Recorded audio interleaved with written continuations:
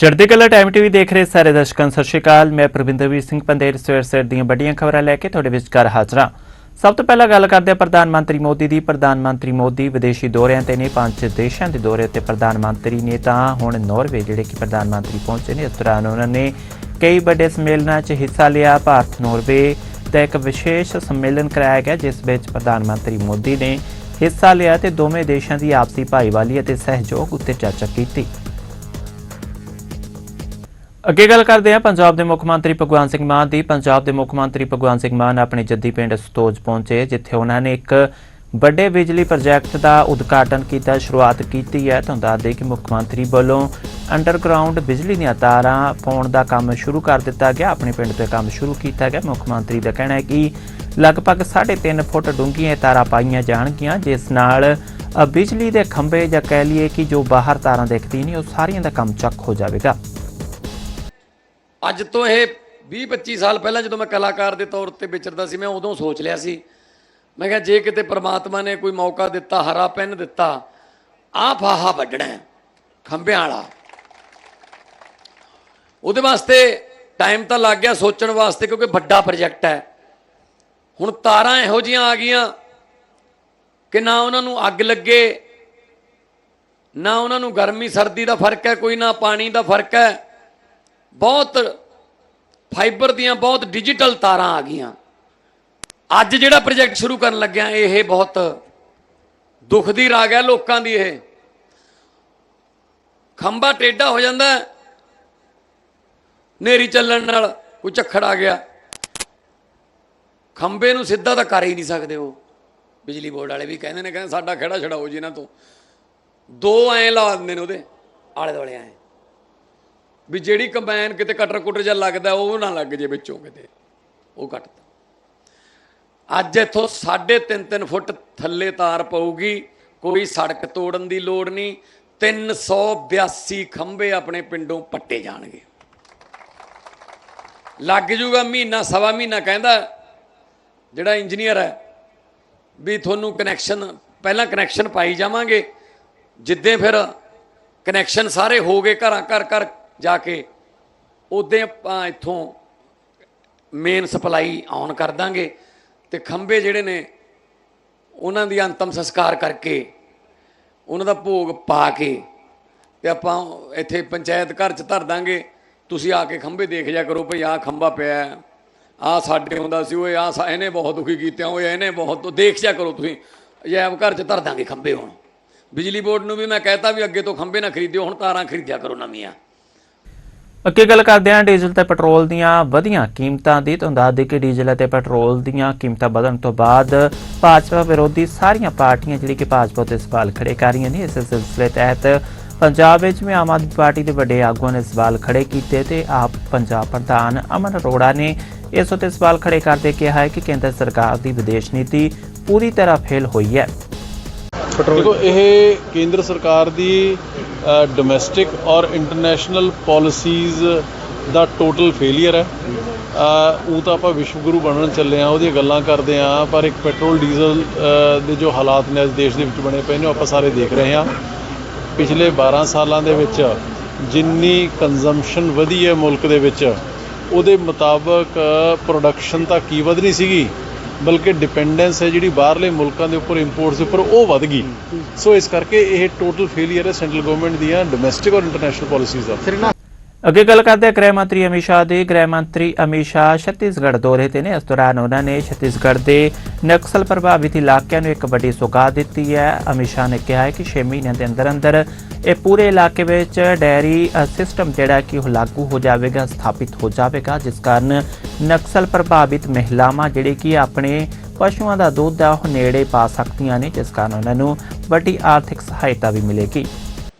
PACS भी बनेगा, यहां पर गांव की डेयरी भी बनेगी और ये डेयरी में हर ट्राइबल महिला अपने पशु का दूध वहां पहुंचा पाएगी। यही सेवा डेरा का उपयोग कर हम बस्तर के हर आदिवासी नागरिक को एक गाय और एक भैंस देने वाले हैं, जिनके माध्यम से कोऑपरेटिव तरीके से वो अपना दूध पूरे भारत में मार्केटिंग कर पाएंगे। एनडीडीबी के साथ छत्तीसगढ़ सरकार ने एग्रीमेंट कर लिया है। हमारे उप मुख्यमंत्री गुजरात जाकर कोऑपरेटिव डेयरी का पूरा मॉडल समझकर आए हैं और आने वाले 6 माह में हम यहां पर बस्तर संभाग में डेयरी का एक बड़ा नेटवर्क बनाने जा रहे हैं। मित्रों, यहां जहां पहले बंदूक के संगीन के साए थे, वहां पर विकास पहुंच जाएगा। और ये युवाओं के लिए बहुत बड़ा संदेश है कि अब तक नक्सलवादियों के कारण, नक्सल आंदोलन के कारण ये पूरा क्षेत्र विकास से महरूम रह गया था। ना उनका राशन कार्ड मिला, ना उनको मुफ्त अनाज की योजना का फायदा मिला, ना 5 लाख तक का स्वास्थ्य का बीमा मिला, ना उनके धान को 3100 रुपया क्विंटल खरीदने की व्यवस्था की गई। रोजगारी का दूर दूर तक नामो निशान नहीं था। ना गांव में बिजली पहुंची, ना पानी पहुंचा, ना स्कूल पहुंची। ये सारी व्यवस्था ये डेरा के माध्यम से हम पूर्ण बस्तर में करने जा रहे हैं। ਅੱਗੇ ਗੱਲ ਕਰਦੇ ਹਾਂ ਗਾਇਕ ਇੰਦਰ ਕੌਰ ਦੀ। ਲੁਧਿਆਣਾ ਵਿਖੇ ਗਾਇਕ ਇੰਦਰ ਕੌਰ ਦਾ ਕਤਲ ਹੋਇਆ। ਸ਼ੱਕੀ ਵਿਅਕਤੀ ਕਿਹਾ ਜਾ ਰਿਹਾ ਹੈ ਕਿ ਮੌਕੇ ਤੋਂ ਫਰਾਰ ਹੈ ਤੇ ਨੀਲੋ ਨਹਿਰ ਵਿੱਚੋਂ ਜਿਹੜੀ ਕਿ ਗਾਇਕ ਇੰਦਰ ਕੌਰ ਦੀ ਲਾਸ਼ ਮਿਲੀ ਹੈ। ਪੁਲਿਸ ਨੇ ਮਾਮਲਾ ਦਰਜ ਕਰ ਲਿਆ ਹੈ। ਕਈਆਂ ਦੇ ਨਾਮ ਵੀ ਦਰਜ ਕੀਤੇ ਗਏ ਨੇ ਤੇ ਅਣਪਛਾਣ ਦੇ ਖਿਲਾਫ ਵੀ ਮਾਮਲਾ ਦਰਜ ਕੀਤਾ ਗਿਆ ਤੇ ਪੁਲਿਸ ਵੱਲੋਂ ਅਗਲੀ ਕਾਰਵਾਈ ਕੀਤੀ ਜਾ ਰਹੀ ਹੈ। ਅੱਗੇ ਗੱਲ ਕਰਦੇ ਹਾਂ ਰਾਹੁਲ ਗਾਂਧੀ ਦੀ। ਤੁਹਾਨੂੰ ਦੱਸ ਦਈਏ ਕਿ ਲੋਕ ਸਭਾ 'ਚ ਵਿਰੋਧੀ ਧਿਰ ਦੇ ਆਗੂ ਰਾਹੁਲ ਗਾਂਧੀ ਨੇ ਪ੍ਰਧਾਨ ਮੰਤਰੀ ਮੋਦੀ ਉੱਤੇ ਵੱਡੇ ਇਲਜ਼ਾਮ ਲਗਾਏ ਨੇ। ਉਹਨਾਂ ਨੇ ਕਿਹਾ ਕਿ ਪ੍ਰਧਾਨ ਮੰਤਰੀ ਨੇ ਅਮਰੀਕਾ ਦੇ ਨਾਲ ਸਮਝੌਤਾ ਕਰ ਲਿਆ ਆਪਣੇ ਮਿੱਤਰ ਅਡਾਨੀ ਨੂੰ ਬਚਾਉਣ ਲਈ ਤੇ ਉਸ ਦੇ ਕੇਸ ਰੱਦ ਕਰਾਉਣ ਦੇ ਲਈ ਦੇਸ਼ ਦੇ ਕਿਸਾਨਾਂ ਅਤੇ ਮਜ਼ਦੂਰਾਂ ਦੀ ਬਲੀ ਦਿੱਤੀ ਜਾ ਰਹੀ ਹੈ।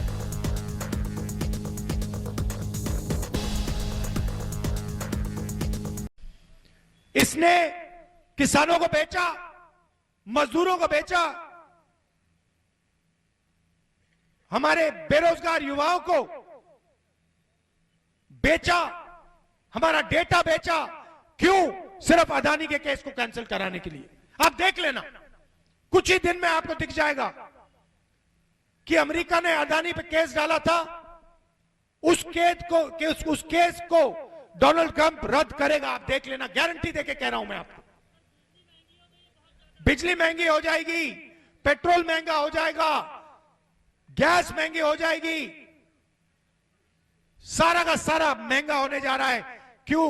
नरेंद्र मोदी की राजनीति, नरेंद्र मोदी की इकोनॉमिक पॉलिसी। अब यह सच्चाई कांग्रेस पार्टी के जो बब्बर शेर हैं जो यहां आए हैं, आपको देश को बतानी है। आपको जाकर हर व्यक्ति को बताना है। जब बीजेपी का कार्यकर्ता आपके सामने खड़ा होता है, आप उससे कहो तुम और तुम्हारे नेता गद्दार हो। आपने अमेरिका के लिए, अमेरिका के साथ सौदा किया, अपने नेता को बचाने के लिए, केस से बचाने के लिए आपने हिंदुस्तान को बेचा। ये सारे के सारे बीजेपी के कार्यकर्ताओं के आप सामने जाके बोलो, चुप हो जाएंगे सारे के सारे, क्योंकि ये सच्चाई है। भैया आपकी सरकार आने जा रही है, उसको कोई रोक नहीं सकता। आप देख लेना, देश समझ गया है, देश के युवा समझ गए हैं कि नरेंद्र मोदी ने अपने आप को बचाने के लिए, ट्रंप से बचाने के लिए, अदानी के केस से बचाने के लिए, एप्स्टीन फाइल से बचाने के लिए हिंदुस्तान को बेच दिया है। आप देखना, अगर मेरी बात मानना नहीं चाहते हो, आप देख लेना 10, 15, 20 दिन के अंदर अमेरिका में अदानी का केस रद्द हो जाएगा। ਅੱਗੇ ਗੱਲ ਕਰਦੇ ਹਾਂ ਕੇਂਦਰੀ ਸੜਕੀ ਮੰਤਰੀ ਨਿਤਿਨ ਗਡਕਰੀ ਅਤੇ ਦਿੱਲੀ ਦੀ ਮੁੱਖ ਮੰਤਰੀ ਰੇਖਾ ਗੁਪਤਾ ਦੀ। ਤੁਹਾਨੂੰ ਦੱਸ ਦਈਏ ਕਿ ਦਿੱਲੀ ਦੀ ਮੁੱਖ ਮੰਤਰੀ ਰੇਖਾ ਗੁਪਤਾ ਅਤੇ ਕੇਂਦਰੀ ਮੰਤਰੀ ਨਿਤਿਨ ਗਡਕਰੀ ਨੇ ਕਈ ਸੜਕੀ ਪ੍ਰੋਜੈਕਟਾਂ ਦਾ ਨਿਰੀਖਣ ਕੀਤਾ ਹੈ। ਖੁਦ ਉਹਨਾਂ ਨੇ ਸੜਕਾਂ ਉੱਤੇ ਪਹੁੰਚ ਕੇ ਇਹਨਾਂ ਦਾ ਨਿਰੀਖਣ ਕੀਤਾ ਹੈ ਤੇ ਇਹਨਾਂ ਬਾਰੇ ਜਾਣਕਾਰੀ ਵੀ ਸਾਂਝੀ ਕੀਤੀ ਹੈ। आज हमारे लिए बहुत ही शुभ अवसर है। मैं दिल्ली की 3 करोड़ जनता की ओर से हमारे बहुत ही प्रिय, लोकप्रिय माननीय केंद्रीय मंत्री नितिन गडकरी साहब का और देश के प्रधानमंत्री आदरणीय मोदी जी का बहुत बहुत धन्यवाद करना चाहती हूं कि इस दिल्ली में प्राण फूंकने का काम यदि किया है तो केंद्र की हमारी सरकार ने, माननीय नितिन गडकरी जी ने। जिस तरीके से दिल्ली लगातार ट्रैफिक कंजेशन, पॉल्यूशन, ऐसी समस्याओं से जूझ रही थी, अगर ये सभी एक्सप्रेसवेज हमारी केंद्र की सरकार ने, हमारी इस ट्रांसपोर्ट मिनिस्ट्री ने, आदरणीय नितिन गडकरी जी ने नहीं बनाए होते तो आज उसके बिना हम दिल्ली की संभावना करना भी मुश्किल था कि किस स्थिति में दिल्ली के लोग जी रहे होते।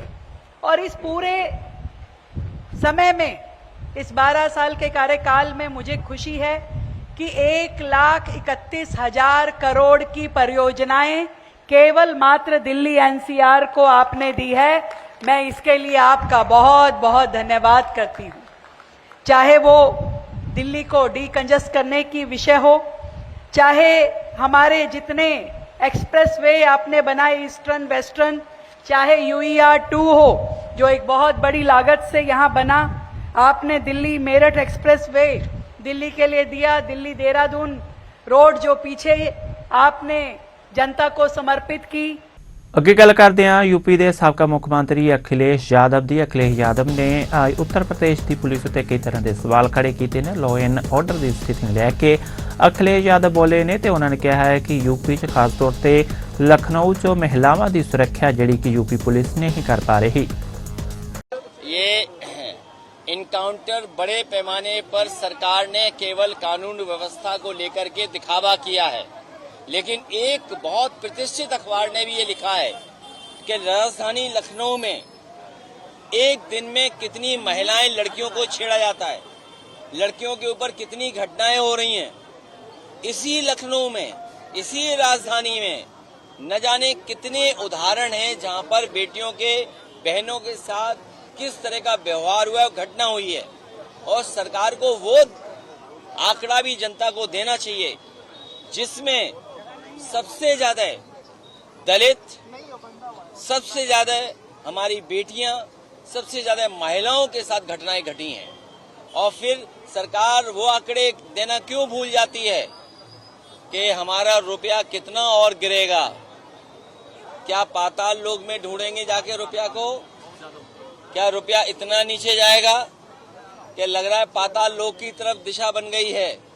और याद रखिए, जब डीजल पेट्रोल आगे ऊपर बढ़ता है तो हर चीज महंगी हो जाती है। सब्जियां महंगी होंगी, खाने पीने का सामान महंगा होगा, दूध दही महंगा होगा, जरूरत की चीजें महंगी होंगी। हर एक को मौका मिलेगा महंगाई बढ़ाने का। महंगाई भी बढ़ती चली जा रही है। जहां ये इनकाउंटर के आंकड़े दे रहे हैं, वही डीजल पेट्रोल के भी तो आंकड़े दें। अभी जनता सावधान रहे, बीजेपी और बढ़ाएगा डीजल पेट्रोल की कीमत। ये जो गैस सिलेंडर और महंगा होगा। अरे अभी वर्क फ्रॉम होम नहीं, नो वर्क का भी ये करेंगे फैसला कि आप काम ही मत करो, घर बैठो। ਗੱਲ ਕਰਦੇ ਅੱਜ ਦੇ ਮੌਸਮ ਦੀ। ਅੱਜ ਦੋਸਤੋ ਤਾਪਮਾਨ 43 ਡਿਗਰੀ ਰਹਿਣ ਵਾਲਾ ਹੈ। ਇਸ ਦੇ ਨਾਲ 20% ਹਵਾ 'ਚ ਨਮੀ ਰਹੇਗੀ ਅਤੇ 6 ਕਿਲੋਮੀਟਰ ਪ੍ਰਤੀ ਘੰਟਾ ਦੀ ਰਫ਼ਤਾਰ ਦੇ ਨਾਲ ਹਵਾਵਾਂ ਚੱਲਣਗੀਆਂ। ਮੀਂਹ ਪੈਣ ਦੀ ਕੋਈ ਵੀ ਸੰਭਾਵਨਾ ਨਹੀਂ ਹੈ। ਕਿਤੇ ਵੀ ਬੱਦਲਬਾਰੀ ਵੀ ਨਹੀਂ ਰਹੇਗੀ ਤੇ ਮੌਸਮ ਗਰਮ ਰਹੇਗਾ। ਸਵੇਰ ਦੀਆਂ ਵੱਡੀਆਂ ਖਬਰਾਂ 'ਚ ਅੱਜ ਲਈ ਬਸ ਇੰਨਾ ਹੀ। ਮੈਨੂੰ ਦੇ ਇਜਾਜ਼ਤ। ਧੰਨਵਾਦ।